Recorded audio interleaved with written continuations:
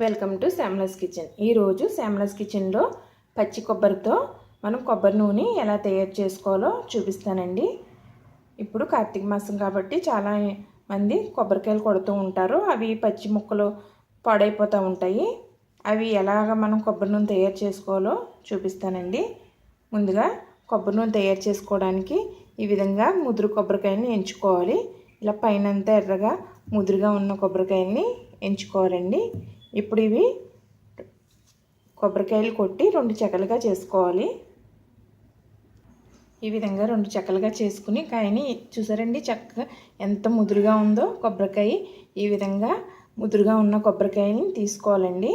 ఇప్పుడు ఇవి ముక్కలుగా కట్ చేసుకోవాలి. చిన్న చిన్న ముక్కలుగా కట్ చేసుకున్న పర్లేదు, తురుముకున్నా పర్వాలేదండి. నేనైతే ముక్కలుగా కట్ చేస్తాను. ఈ విధంగా ముక్కలుగా కట్ చేసుకోవాలి. మనం కాయ కొట్టేటప్పుడు ఫ్రిడ్జ్లో పెట్టుకుంటే 1 గంట పాటు మనకి ఈ విధంగా తొందరగా వచ్చేస్తుందండి. ఇలా ముక్కలు కట్ చేసుకోవడం తొందరగా వచ్చేస్తుంది. ఇప్పుడు ఈ ముక్కల్ని మిక్సీ జార్లో వేసుకుని కొబ్బరి పాలు తయారు చేసుకోవాలండి. ఈ విధంగా మిక్సీ జార్ తీసుకుని కొద్దిగా కొబ్బరి వేసుకుని ఇందులో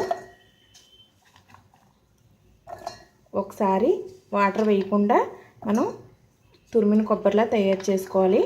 తర్వాత కొద్దిగా వాటర్ వేస్తూ కొబ్బరి పాలు రెడీ చేసుకోవాలండి. ఈ విధంగా మనం మిక్సీలో వేసుకుని కొబ్బరి పాలు రెడీ చేసుకోవాలండి. మనం కొబ్బరిలో వాటర్ వేసుకునేటప్పుడు మనం తాగడానికి ఏ వాటర్ అయితే యూజ్ చేస్తామో అదే వాటర్ వేసుకోవాలి. మనం కొబ్బరి పాలు వడకట్టుకోవడానికి ఈ విధంగా ఒక గిన్నె పెట్టుకుని గిన్నె మీద ఒక నెట్ పెట్టుకోవాలండి. నెట్ పెట్టుకున్న తర్వాత దాని మీద ఒకటి శుభ్రమైన తెల్లని క్లాత్ వేసుకోవాలి. ఈ విధంగా వేసుకున్న తర్వాత ఇందులో మనం కొబ్బరి వేసుకోవాలి.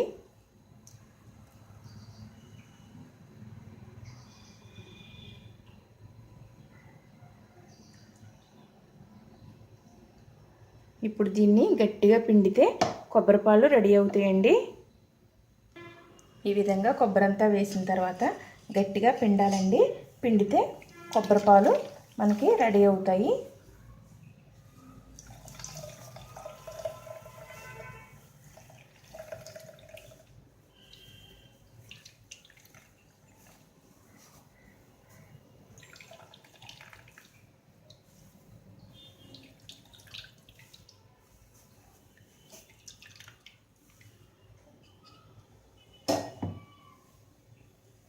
చూసారండి, మనకి చాలా చక్కగా కొబ్బరి పాలు రెడీ అయినవి. మిగతా కొబ్బరిని కూడా వేసుకుని మనం ఇలాగే పాలు రెడీ చేసుకోవాలి. ఈ విధంగా మనకి కొబ్బరి పాలు రెడీ అయినవండి. ఇప్పుడు మళ్ళీ ఒకసారి మిక్సీ చేసుకుని పిండేసుకున్నాం కదండి కొబ్బరి. ఇది మళ్ళీ కొంచెం వాటర్ పోసుకుని మళ్ళీ మిక్సీ చేసుకుంటే మళ్ళీ కొద్దిగా చిక్కగా కాకుండా మనకి కొబ్బరి పాలు రెడీ అవుతాయండి. పలచగా ఉంటాయి కొద్దిగా. మనం మళ్ళీ మిక్సీ పట్టుకున్న కొబ్బరి ఈ విధంగా ఉందండి. ఇప్పుడు ఇది మళ్ళీ క్లాత్లో వేసుకుని వడకట్టుకుంటే కొంచెం పలచగా వస్తుందండి.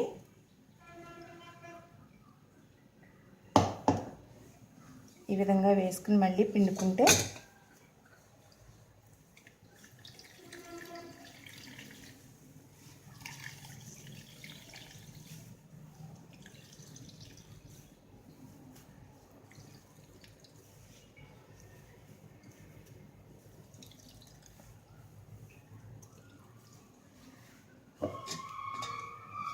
ఈ విధంగా కొంచెం పలుచగా వచ్చిందండి. ఇప్పుడు మనం ముందు తయారు చేసుకున్న పాలు ఇవి ఒక గిన్నెలో వేసుకుని చక్కగా కలిపేసుకోవాలండి. ఇప్పుడు ఈ కొబ్బరి పాలని మనం ఒక పాలిథిన్ కవర్లో వేసుకోవాలండి. మందంగా ఉన్న పాలిథిన్ కవర్ తీసుకోవాలి. ఈ విధంగా ఒక కవర్ తీసుకుని ఈ కవర్లో వేసుకోవాలి. జాగ్రత్తగా కవర్ ఒకసారి వాష్ చేసుకుని వేసుకోండి. అంటే మనం ఏదైనా కూరగాయలు తెచ్చుకున్న కవర్ అయితే కూరగాయల వాసన అది వస్తుంది కదండి, అందుకోసం ఈ విధంగా పాలన్నీ ఈ కవర్లో వేసేసుకోవాలండి. ఈ విధంగా కవర్లో వేసుకున్న తర్వాత దీన్ని ఈ విధంగా ముడి వేసేసుకోవాలి. ఈ విధంగా కవర్లో వేసుకుని ముడి వేసుకున్న తర్వాత ఈ కవర్ని మనం ఏదైనా ఒక మేకుకు కానీ లేకపోతే గరిటె స్టాండ్ ఉంటుంది కదండి, దానికి కానీ ఇలా తగిలించేసుకోవాలి. తగిలించేసుకుంటే మనకి 6-7 గంటలకి మనకి వాటర్ అంతా సెపరేట్ అయిపోయి ఇందులో క్రీమ్ అంతా మిగులుతుందండి. చక్కగా మనం కనీసం ఒక 6 గంటలు 7 గంటలు ఇలాగే వదిలేయాలి దీన్ని.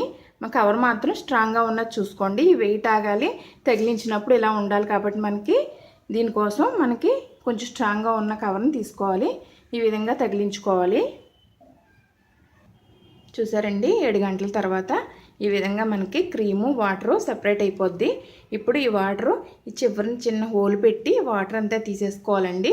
అప్పుడు క్రీమ్ ఒకటే మిగులుతుంది.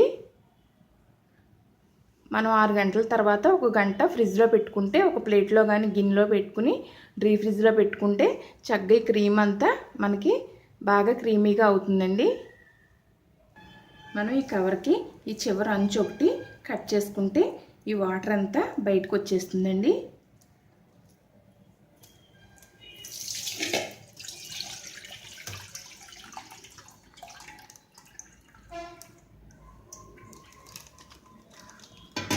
చూసారండి, చక్కగా మనకి క్రీమ్ ఒకటే మిగిలింది.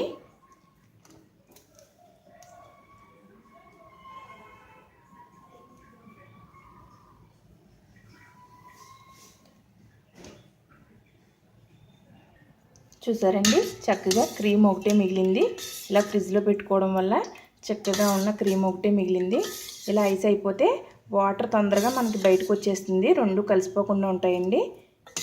ఇప్పుడు దీన్ని మనం పొయ్యి మీద పెట్టుకుని కాచుకోవాలండి. మందపాటి బాండీ పెట్టుకోవాలి.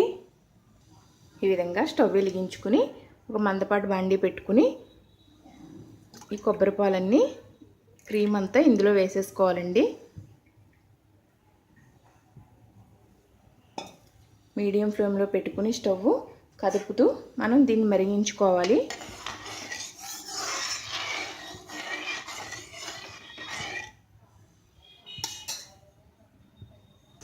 ఈ విధంగా మనం దీన్ని మరిగించుకోవాలండి. క్రీమ్ అంతా చూసారండి, చక్కగా ఉడుకుతుంది, బుడగలా వస్తుంది.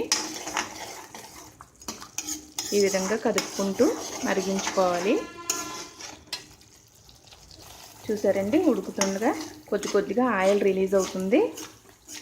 ఈ విధంగా ఉన్నప్పుడు మనం స్టవ్ సిమ్లో పెట్టేసుకోవాలండి. సిమ్లో పెట్టేసుకుంటే స్లోగా ఆయిల్ రిలీజ్ అవుతుంది. చూసారండి, చక్కగా ఆయిల్ ఎలా వచ్చేస్తుందో. ఈ విధంగా మరొక 10 నిమిషాలు ఇలాగే సిమ్లో పెట్టి మనం ఆయిల్ అంతా బయటకు వచ్చేంత వరకు ఉడికించుకోవాలి. చూసారండి, ఆయిల్ అంతా చక్కగా వచ్చేసింది. చాలా నీట్గా ఉంది కదండి. మనం ఫ్రెష్గా తయారు చేసుకున్నదే మన చేతులతోనే. చాలా ఇంట్రెస్టింగ్గా ఉంది కదండి వీడియో అంతా. ఇప్పుడు దీన్ని ఒక నెట్ తీసుకుని మనం గిన్నెలోకి వడపోసుకోవాలండి. ఒక్క 2 నిమిషాలు ఇలాగ ఉంచేస్తే చక్కగా మొత్తం ఆయిల్ వచ్చేస్తుందండి.